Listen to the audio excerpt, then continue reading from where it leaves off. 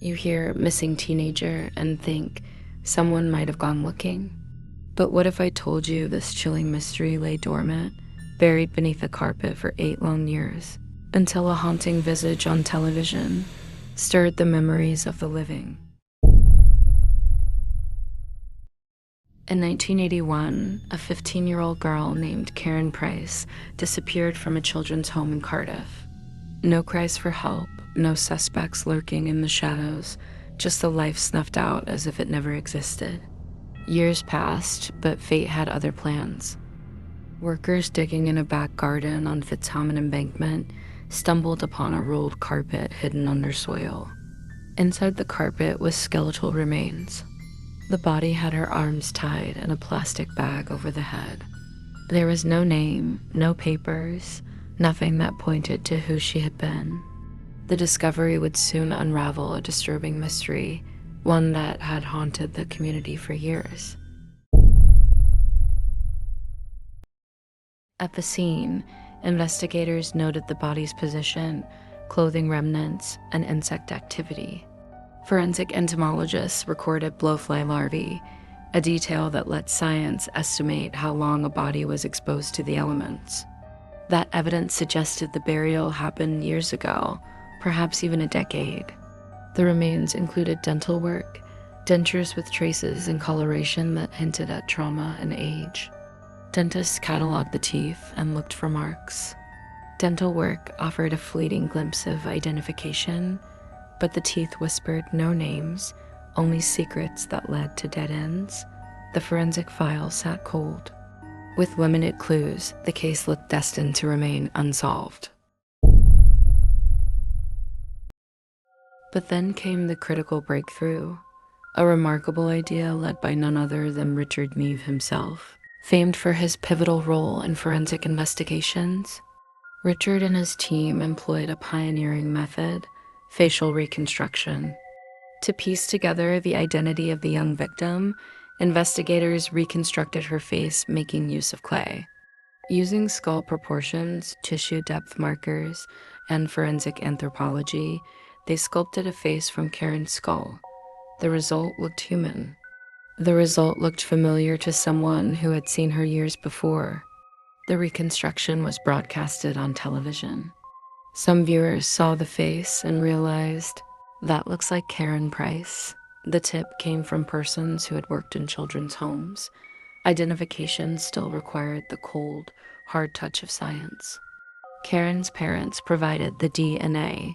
Forensic testing matched family DNA to the remains with unsettling certainty, and the skeleton hidden at carpet was finally named Karen Price. But with this revelation came a haunting wave of questions. Who buried her in darkness? Why was she concealed, her story erased? Who murdered her? The answers, wrapped in layers of fear and sorrow, remain shrouded in mystery. A key witness came forward, only known as D, revealing that Karen had regularly visited the basement flat at 29 Fitzhamon Embankment.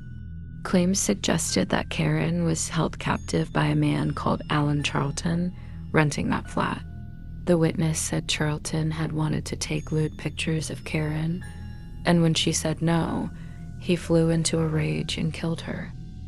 Charlton also lived near the burial site, was aided by an associate, Idris Ali. Their links with the area and witness statements put them under scrutiny. The garden where the carpet was found backed onto Charlton's property. Alan and Idris were convicted of the murder of Karen Price in 1991.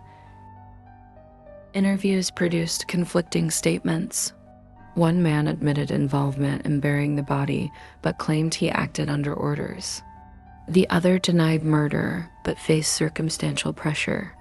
The prosecution's job was to tie motive, opportunity, and action together, a hard puzzle in a case dominated by absence of direct eyewitnesses.